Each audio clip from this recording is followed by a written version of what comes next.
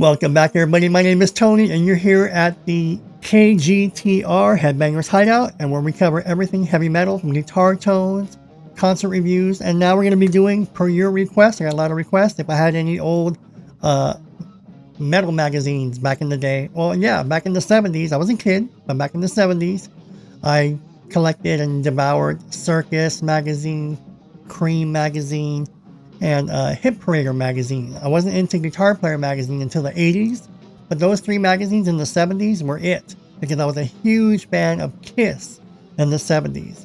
And so if Kiss was on the cover, I had to get it. If Kiss was around or mentioned, I had to get that issue. But I also collected Hip Parader over the years and had a big collection. And they were collecting dust, so a lot of them I had digitized and converted them into PDF files. So I thought we'd dig out some old issues, and so I thought we would revisit some of those issues of Hip Parader that I have and share them with you so you can see them in all their glory.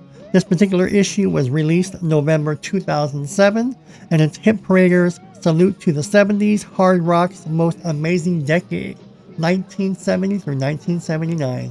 And if you were a kid in the 70s, like a lot of us are, or were, you remember bands, Black Sabbath, Kiss.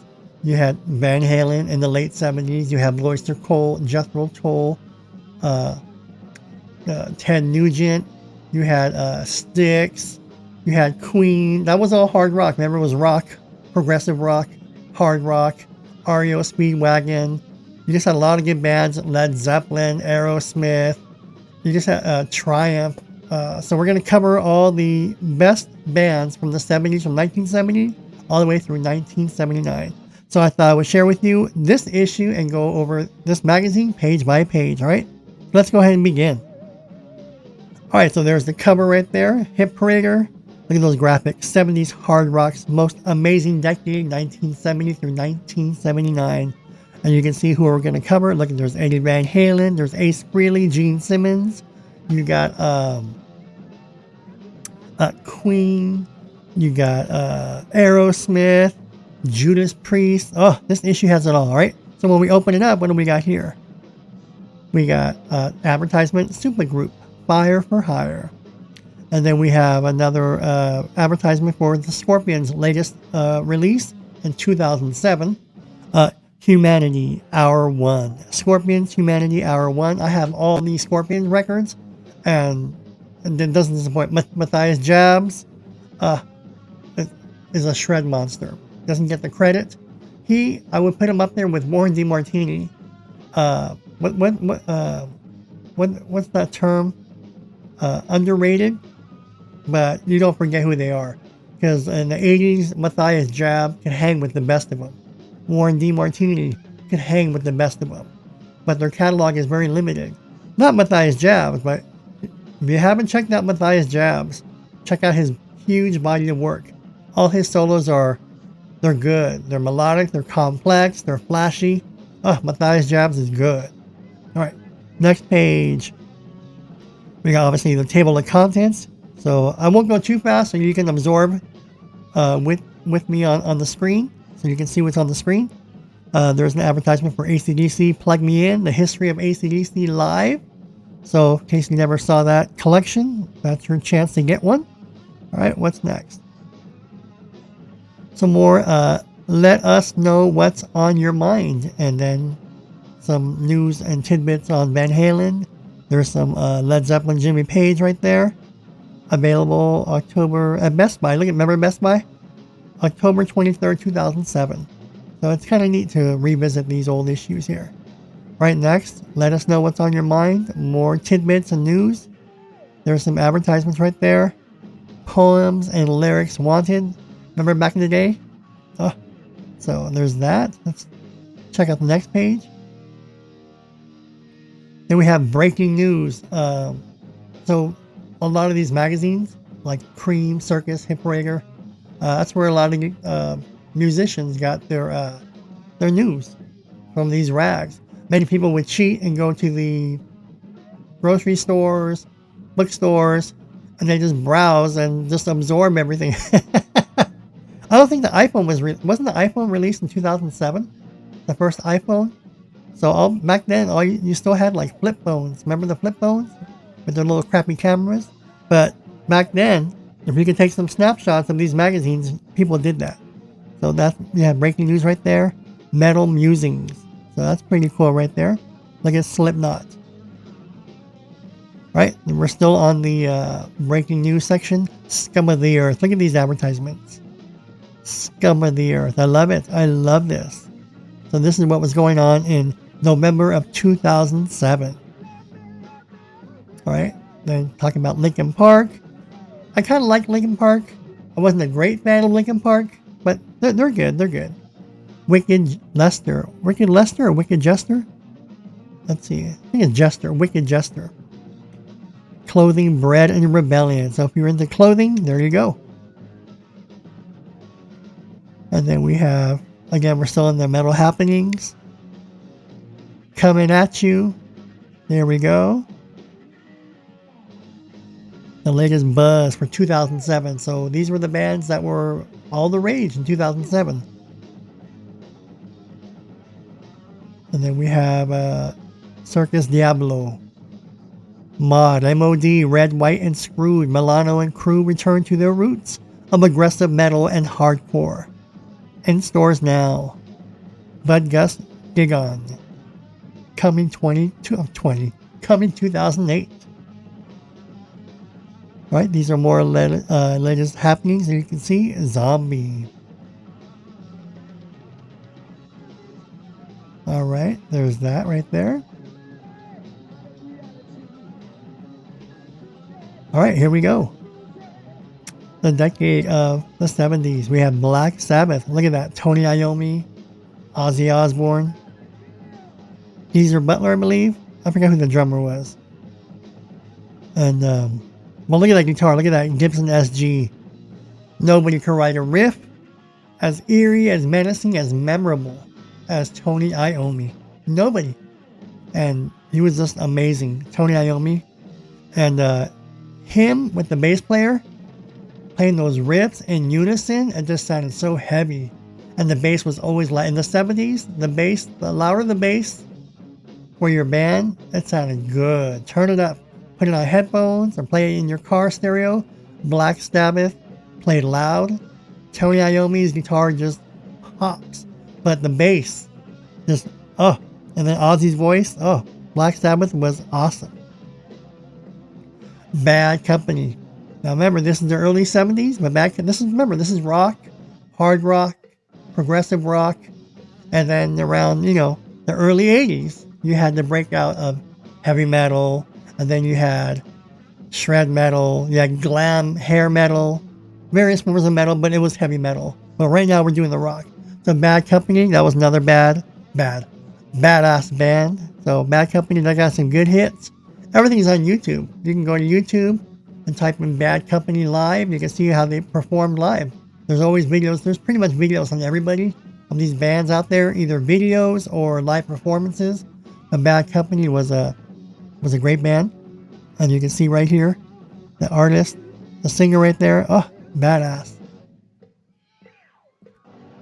There we go right there. Look at that. Oh, look at the outfits. Look at the outfit. Look at the Gibson SG right here. Black Sabbath.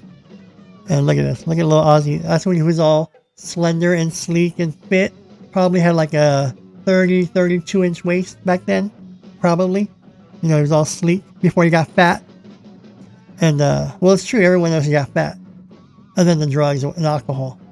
And then look at this jewelry. Is this costume jewelry? Real jewelry? But as a kid, in the 70s, I always wanted this jewelry. But it was expensive. So there's that. All right, UFO. Oh, UFO was amazing. I think it was Michael Schenker. Michael Schenker was UFO. The singer was awesome. The band was tight. Check out UFO. There are a lot of great videos on UFO performances. You cannot go wrong with Michael Schenker. Oh, Michael and his Flying V. Oh, the UFO was amazing. He was just a kid when he joined, or So UFO was another great band. So you have Black Sabbath, you got Bad Company, you got UFO. Oh, look at this. Look. Look at that, more Tony Iommi. Look, he basically popularized the Gibson SG. And look at these inlays right here with the cross. If you want your own replica copy, Firefly at Guitar Gardens makes several versions of a Tony Iommi style Gibson SG. Very close to the original as far as looks and feel. And they got the crosses. They got 24 frets, I believe, and they got these cross inlays. I may break out the checkbook, the wallet, and get me a Gibson SG. One like the classic Gibson SG, and then the other one with the Tony Iommi crosses. So again, if you want to order back issues, you can still buy hiprater.com. I don't know if that still exists, but this is 2007, so who knows? So that's another good ad. All right, you got Queen, you got Freddie Mercury. He was an ultimate frontman, ultimate showman, and totally awesome. I don't think he was out yet as far as being gay. I think he came out like in 81, 82 with that song, I Want to Break Free, and that was like tipping his hand to everybody. I want to break free, and wasn't he like vacuuming in like a woman's outfit or something? I don't know. But Queen had some amazing melodies, great songs, obviously great hits. You got Brian May on guitar, double layering, triple layering his harmonies, and you got Freddie Mercury, who can sing really high and then layering 6, 7, 8 layers of vocals into an opera, and he did all the vocals. So in the video, it shows the band singing, and they did do some backup. But all those harmonized, it's all Freddie Mercury. It's all Freddie Mercury. Layering, bass, falsetto, alto, and then other layers and more layers. Oh, he was awesome. Then you have Rainbow. Look at Richie Blackmore. He popularized the Stratocaster. Back then, the two main axes for guitar players were the Les Paul and the Stratocaster.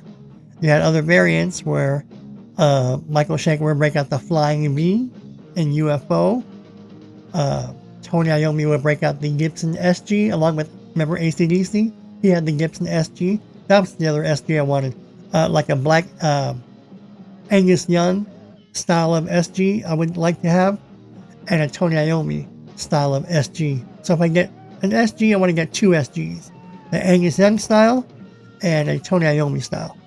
Just because I have to have both. I would have to have both. But Rainbow, they wrote some great songs, and they were really good with Joe Lynn Turner. Forgot his name, but doesn't matter. Rainbow was amazing in the 70s. And there's that. Judas Priest, the early Rob Halford. And then you had Glenn Tipton, KK Downing, and then I forgot these two guys' names. So don't come for me, because I forget names. I'm great with faces. Oh, that's from Judas Priest, but I forgot their names. But Judas Priest, this was like they were trying, they were getting heavy, and they were competing. They were, elbowing their place in the rock genre. So people were starting to look out for Judas Priest, but they were over there in England. All right, so they didn't break out in the U.S. till later, but in England they were already making a name for themselves. And Judas Priest, with a young Rob Halford, but what distinguished him from other singers, he could sing loud and very high, and he could hold those notes more so than his American counterparts. You would have Steven Tyler, and he would scream, but it wasn't like a Rob Halford scream. So people were on the lookout for early Judas Priest, but they were all leather. So this was like almost like the beginnings of early heavy metal. Robin Trower, this guy, classed all by himself. No one can play like him, no one can sound like him, and he had his own unique style. That's how you know you got it. When people want to copy you, emulate you, copy your style of playing or your sound, your tone, and all you're doing is just playing what comes naturally, you got it. You've already arrived. Robin Trower had his own style and his own tone, and he was good, and he separated himself from other guitar players. So Robin Trower was another band artists to look out for in the 70s. Look at these little boots, look. Remember, in the 70s, a lot of people wore boots. I always think of ABBA. The girls wore the boots. And then if you remember the show Three's a Company, 1977. Yeah, 1977 to 84, I think it was. Chrissy Snow and Joyce DeWitt. Christy and Janet, they wore boots too, like these right here. They wore boots. Where the pants get tucked inside the boots. Giving you a little fashion tip right there. But that's what these boots remind me of. Chrissy Snow and Janet Wood. So that's what it reminds me of. All right, what you got here? Rockabilia. So if you're into rockabilia, you can look at this. And this is the various rockabilia here. You know, you can look at it. And then back then, internet was around, but back then you would print out your stuff and put it in the mail and buy a stamp. All right, here we go. Deep Purple. Another, remember you had Rainbow? And now you got Deep Purple. And then you got Richie Blackmore again. And look at those pants. And look, now you know how the early Yngwie Malmsteen got his style, because Yngwie Malmsteen's #1 influence, besides Bach, guitar player wise, was Richie Blackmore and Uli Roth. But a lot of early Yngwie's style points came from the way Richie Blackmore played, by swiping across the fretboard, trills, the flared pants, just everything, the bends. And he also liked Jimi Hendrix too, but again, Richie Blackmore was amazing. Here's the singer here. And yeah, Gillian, there we go. Richie and Gillian together, they don't get along at all. But they wrote some great tunes right there. All right, and then we have the monster powerhouse of the 70s, probably the biggest band in the 70s, some people would say. I say it was Kiss, but I guess people say it's Led Zeppelin. So, Led Zeppelin. Led Zeppelin with Robert Plant and Jimmy Page. One of the best duos of all time in rock. Amazing songwriter, these two. And vocalists and arrangements. Great catalog, huge catalog. The 70s. Led Zeppelin was the 70s. The song remains the same. Physical Graffiti.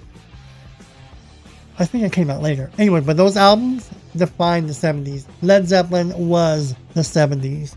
You couldn't turn on the radio without hearing Led Zeppelin, which is great. It was fun. But again, and then this is the early incarnation of Greta Van Fleet. See right here, look, there's Greta Van Fleet right here. Here's the guitar player for Greta Van Fleet. Look, see? No, but Greta Van Fleet is an amazing, I'm not going to say copy or tribute band, but they were heavily influenced and they're doing their own thing.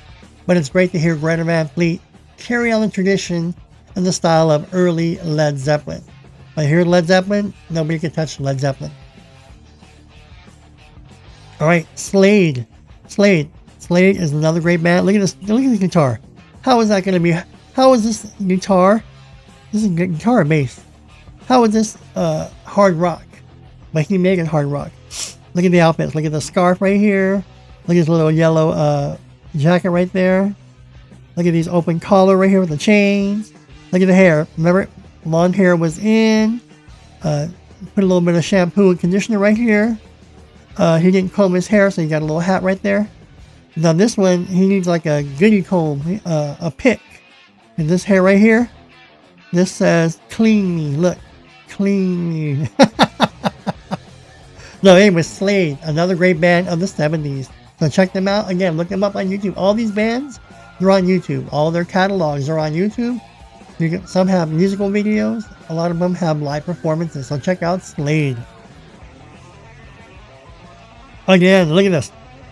The Scorpions came out in the 70s. You got Matthias Jabs and Rudolf Schenker. Here's the Flying Bee. Now see, this is a Super Strat that he obviously copied off Eddie Van Halen. Remember, Eddie had the Stratocaster, humbucker, and a Floyd Rose? Well, this guy did the same thing after Eddie Van Halen. Because I can't see if there's any pickups in here, but I know for a fact he made his own version of a Frankenstrat. where he's got just a humbucker and a Floyd Rose. And Matthias Jabs for Blackout. Oh, the opening riff of Blackout 1980-81. And with that dive bomb, that was total hat off to Eddie Van Halen. And it kicked ass. When you heard it, dun, dun, dun, dun, dun, and then he does that dive bomb on the lower E. Everyone thought of Eddie Van Halen from Eruption, but it was awesome. So, the Scorpions. Check out early Scorpions, middle Scorpions, late Scorpions. They still kicked ass. So this is 2007 too. Alright, here's a poster. A lot of times people would buy Cream, Circus, Hit Parader. And a lot of these magazines had like right here. This is like a little mini poster. You just carefully remove the staples right here. You just carefully remove it. And then so you can keep these two pages together. And then people would put this on their wall.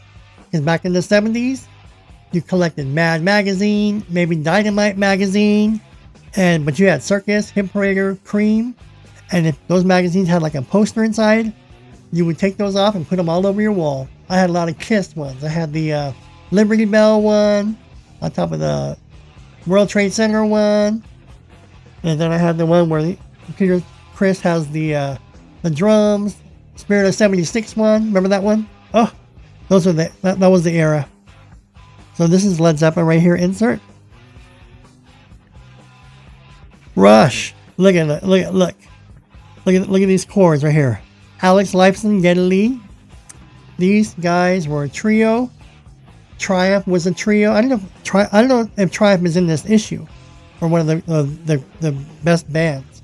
But here's Rush, and these guys could write. I always compared Rush with Yes. I don't know why. Yes was a bigger band, bigger ensemble, but they had some great, they wrote some great music. Very intricate, very complex, soaring melodies and chord progression. This is weird stuff, but it was good weird stuff. But anyways, you got Geddy Lee, Neil Peart back here, and then you got Alex Lifeson, who, look, see the open shirt right here? Back in the 70s, you had to wear open shirt, almost down to your belly button. So you would wear a button-down shirt, roll up the sleeves right here to play guitar, but your shirt was buttoned down to like your belly button. And just what? See right here? Look, see? Or you roll up your sleeves or wear a short sleeve. He's wearing like a little scarf right there. See? He looked like a woman, Geddy Lee. But there he is. Open shirt right here. There's a beautiful Rickenbacker bass. Who also played a Rickenbacker bass was Chris Squire of Yes. So they were both popularized with Rickenbacker. And this one, I guess, is a Gibson right here. So he played a Gibson ES335. I don't know the brand. But here's a Gibson right here. I believe it's a Gibson. And so, yeah, Rush was a monster in the 80s. But they got their start in the 70s. So people were on the lookout for Rush. All right. AC/DC. Everybody loved AC/DC. Just basically balls to the wall, hard rock. No love ballads. I don't think they ever did a ballad. I don't think they did a lot of heavy metal bands and rock bands. They may do like one ballad here and there. I don't think AC/DC ever did a ballad, like a rock ballad. But AC/DC was just basically in your face. You know, I love it with Angus Young, and then the rhythm guitar player, and then the singer and the other singer that came out. Oh, AC/DC was dominating the mid-late 70s, especially Back in Black blew up. Everybody had Back in Black, and that was on every radio with that opening riff. It was so clean, that clean guitar tone with the SG, that clean distortion. Clean meaning it was distorted or overdrive, but it was amazing. So here's AC/DC. His little shorts. He always wore shorts, all types of weather, indoor, outdoor, and that was his thing. And the fans got off on it. He could play and he could write riffs, and the band together were amazing. Thin Lizzy. Poor guy died early, died young, but they got some good rockin' groove And so they have a good little catalog out there. Not a lot, but it's a good little catalog. So check out Thin Lizzy. The boys are back. They can write. Who knows what they would have been like had they didn't pass away. But this band was good. Thin Lizzy. It's a cool name too. Thin Lizzy. So one of the greatest things about Thin Lizzy was that they seemed to emerge without a direct influence from anyone else. Yeah, they had their own totally their own sound, vibe, and look, and sound. That's what it takes to make it big. And sadly, tragedy cut it down. And there's Thin Lizzy. And of course, now you can be a kid, you can be a teenager, you can be in college. Kiss took everybody by storm. But it wasn't until 1975. Even though they had all these albums in 73 and 74. And they had 3 albums before Kiss Alive. Kiss Alive basically put them on the map. And then that album just skyrocketed. And after Kiss Alive, you had other bands copying that formula with Peter Frampton Comes Alive. And other bands releasing live albums. And people bought it because it was another experience. So if you couldn't go to a show, you missed the show. If you could hear the show, it was the next best thing. So here's Kiss, one of the greatest shows on earth. You got Ace Frehley and everything. You had fire, flames, blood. You had pyrotechnics, explosions.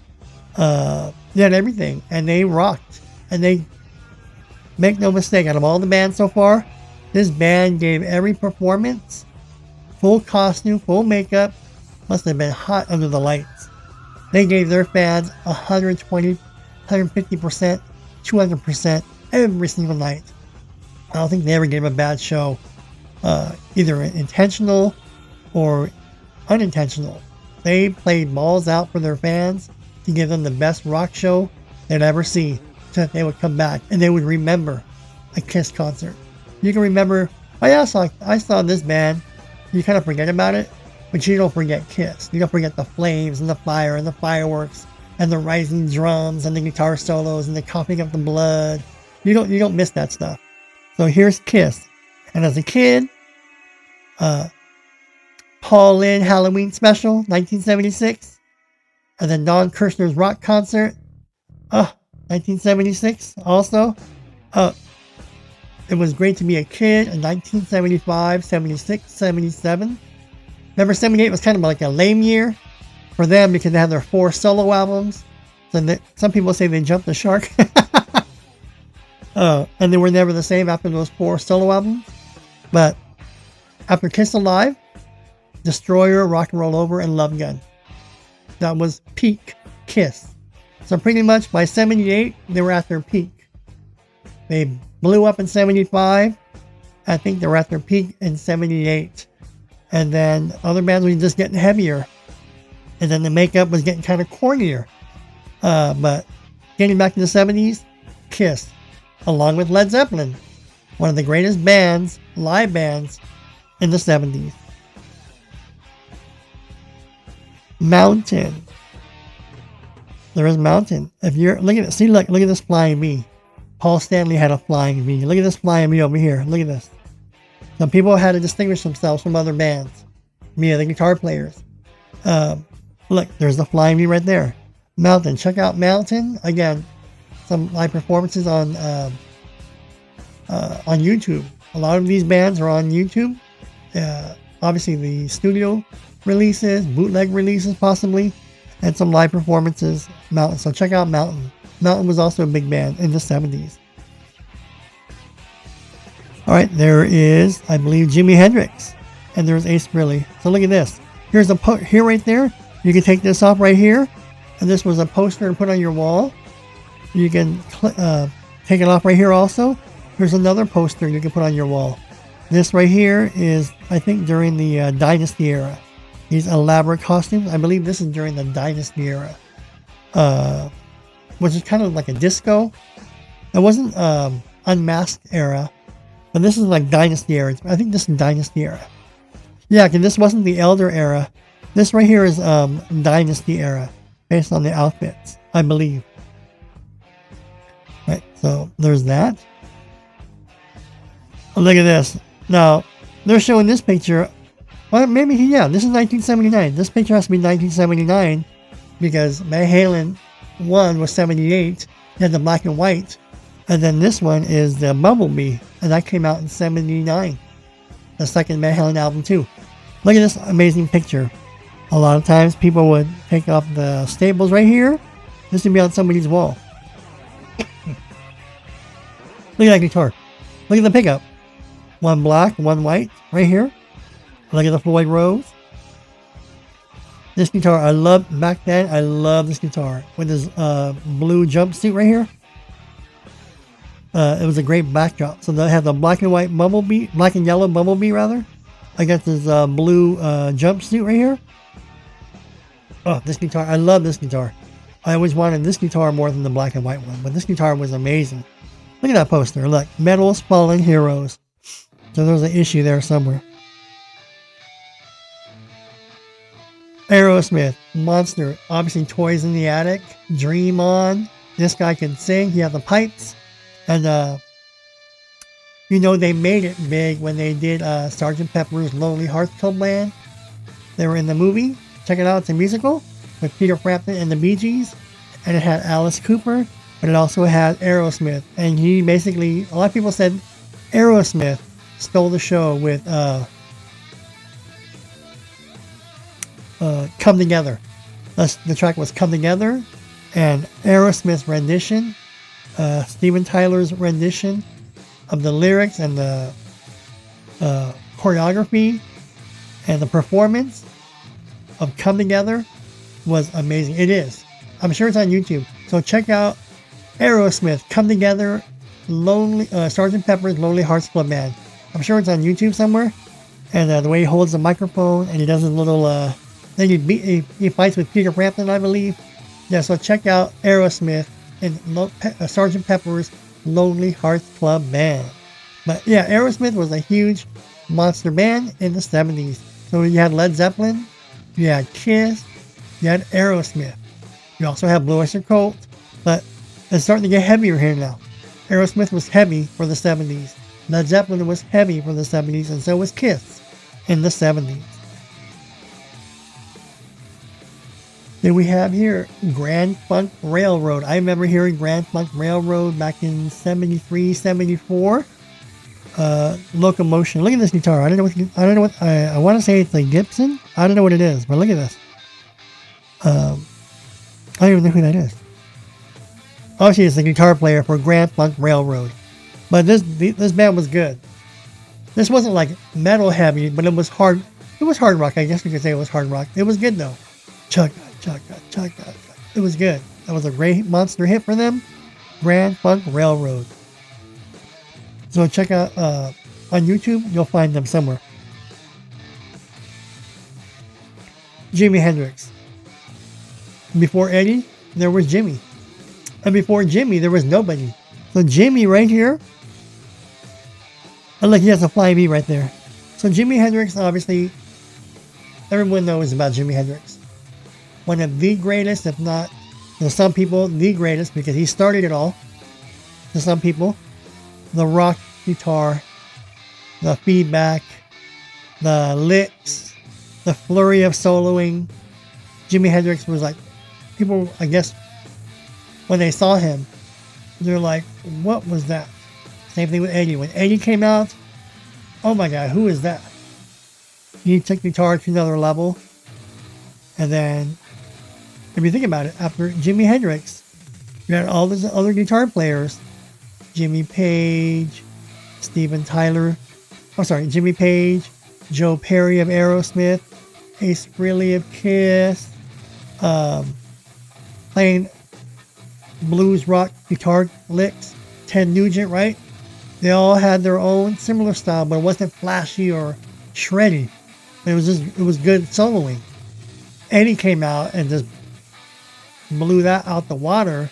Did his own thing, his own licks, his own harmonics and dive bombs and two-handed tapping, slips, everything. And just like, what? But anyways, check out Jimi Hendrix. There's some live performances out there. This is the original King. followed by Eddie Van Halen. That's just the way it is. Alice Cooper. Before Kiss, there was Alice Cooper. Alice Cooper was putting on makeup, along with the New York Dolls, I think. But Alice Cooper was putting on makeup, making a theatrical show out of his concerts. And people were paying to see a show. Not just the act sing, but they wanted to be entertained. And Alice Cooper did not fail to entertain his fans. So Alice Cooper, check out Alice Cooper. Wrote a lot of great stuff in the 70s. So check him out. There's some live performances out there. And Alice Cooper was in the lungs of hard rock. Yeah, this is hard rock. So these are the best hard rock bands of the 70s, 1970 through 79. So check out Alice Cooper. And of course, 1978, they were signed in 77, but the album came out in 78. Van Halen took the world by storm with Van Halen 1. The tone, the attack, everything. And when they opened up for bands, they were like, who is this band? They were good. They were flashy. They did their own thing.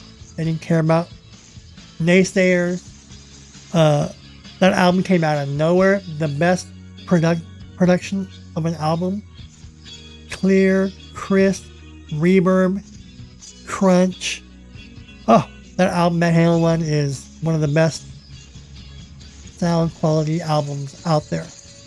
And the heaviest album to date. 1978 Van Halen was one of the heaviest albums to date. In 1978 Van Halen 1. There was other heavy metal bands or rock bands that came out with good production. Black Sabbath comes to mind. But Ted Templeman, what he did with Van Halen 1, it's never been replicated. So here's Van Halen, 1978, turning heads. We were surprised. Look at that. We were surprised. Yeah. One of the greatest bands that came out in the 70s. It was 1978. And they were playing high schools and clubs in 77, 76, 75, 74. So it took them a while. They were kids, but they got signed. Ted Nugent, Cat Scratch Fever. Everybody knew that riff. And there you go, Ted Nugent. Ted Nugent. Again, Ted Nugent, Ace Frehley, Jimmy Page, Joe Perry, Alex Lifeson. Those were like the guitar heroes before Van Halen. Ted Nugent, Ace Frehley, Jimmy Page, Joe Perry. Who else was out there? Brian May, per se. Not rock. Oh, Tony Iommi, obviously. You have Michael Schenker in there. Not Rudolph yet, but Michael Schenker. You had some Uli Roth also in the 70s, I think. But these were the guitar heroes. Those guitar players I mentioned before Eddie. Because all these guitar players kind of sounded similar, but different. But nothing really stood out like, whoa, I got to learn that. Whoa, what was that? They wrote great solos. Eddie came out and blew everybody away. So, Ted Nugent, though, was a monster powerhouse in the 70s. Montrose. Look at it. The Les Paul. Look, Les Paul. Look at the pose right here. Robert Plant pose right here. Montrose. Montrose was good. They got some great hits. Check out Montrose. There's some bootlegs out there. There's some footage on YouTube. Montrose would not disappoint. And again, the Les Paul was his chosen axe. Other guitar players had the Flying V, the Gibson SG, or the Stratocaster. But Eddie came out with his Super Strat.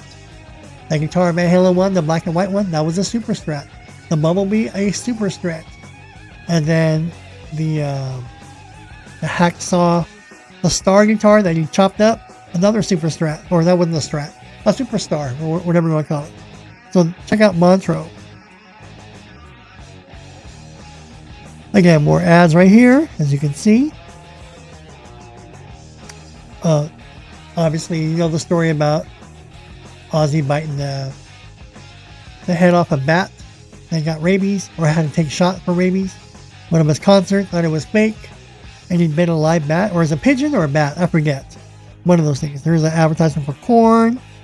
So, but see, look how sleek he was. So now this is 2007. Back, he's a lot sleeker, right? So here's a lot slender in 2007. And then we got, who we got here? Heaven and Hell. Look, Heaven and Hell. Look, you got Ronnie James Dio. Look at Ronnie James Dio. You got Slipknot. This is 2007. Heaven and Hell. Pretty good, huh? Ozfest 2005. Poster magazine. So this issue came out in 2007, but here's a poster magazine of the Ozfest 2005. So here we go. Queen tribute right there. Not bad, right? Everybody misses Freddie Mercury. Again, people would cut right here with the staples, and you got Angus Young. Look at that. Gibson SG right here. There's a little outfit right there. Heavy Metal's all-time top 100 guitarists, vocalists, bassists, and drummers. So this issue is out there somewhere. You can check that out. Look at this. Look, this is at first I thought this was the old poster. This was a reunion poster. 2007. Here's a Kiss reunion poster. You had Ace Frehley, Peter, Chris, Gene, and Paul. And that's not Mark Thayer. And this is still the original band right here. During the reunion tour, I believe. So get 13 issues for free. Mortal Kombat Armageddon. Bon Jovi and Richie Sambora. Sambora. HP DVD. So Hit Parader DVD reviews. So these are the latest DVDs that came out. So there's that. Tech Talk with Alter Bridge. So here's some Tech Talk. Alter Bridge right here. Nice little band shot right there. Look at these. Now these 2007. These are the guitars that came out in 2007. Look at this. What's this? 7 string? Yeah. 4 and 3. No, 8 string. 1, 2, 3, 4. 8 string guitars here. 1, 2, 3, 4, 5, 6. Here's the 8 string. Here's the 7 string. Floyd Rose. Look at that. So if you're into that heavy stuff, there's the Ibanez 8 string and Ibanez 7 string. Here's some polyphase stomp boxes right here. So Planet Waves. There we go. Zildjian, or no, Sabian, sorry. Sabian cymbals, drums, Zildjian. There we go. Some nice drum seats. Games and Gear, the drum beat. Another advertisement right here.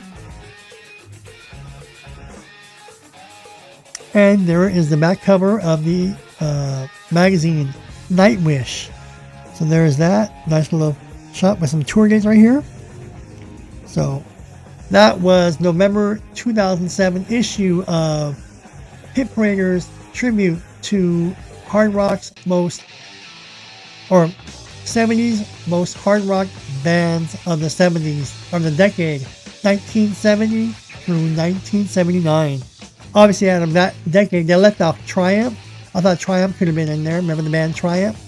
Triumph was rock, it was heavy, so they should have been in there. I'm sure there's other bands that may have been left out. Let me know if there's any bands that you remember in the 70s that got left out. For me, what came to mind was, now Yes wasn't hard rock, right? But I would say Triumph was hard rock. You know, Triumph and Rick Emmett, they wrote some great tunes back in the 70s, and they were pretty big in the 70s with Lay It on the Line and so forth. So that was hard rock. It wasn't metal, but it was hard rock. So you had AC/DC, Led Zeppelin, you had Montrose, you had Thin Lizzy, you had, they put Queen in there. So if you have Queen in there, you got to put, you should put Triumph in there. They had Rush in there, you had UFO, you had Van Halen, you got Kiss, you got Aerosmith, you had Montrose, you had Ted Nugent. What were your favorite bands in the 70s? If you grew up in the 70s, what were your favorite bands? All right. Let me know if you have any questions, comments, or feedback. Let me know if you like this little series. I've got tons of magazines I'd like to share with you in this format. And this way you can check back in the video again and peruse the magazine like we did together. And look at the issue if you haven't already. All right. Thanks everybody for joining me. And you can see, got my new hat here. Let me know what you think. And I'll see you folks real soon thanks everybody. Let me know if you'd like some more guitar tones coming your way, more magazine reviews that we can revisit. We can do some more concert reviews. I have it all lined up, so that's where I've been busy at, recording these videos for you. So if you see me taking a break, it's only because I'm recording, and then when the videos come out, they can come out one after the other because as you all know, we all have busy lives, and we have lives outside of YouTube. So I do my best to record my videos for all of you. All right, thanks everybody. Thanks for spending time with me here, and I'll see you folks real soon. And stay tuned for another issue of a popular guitar magazine that we can revisit together. All right, everybody. Thanks, everybody. I'll see you all real soon.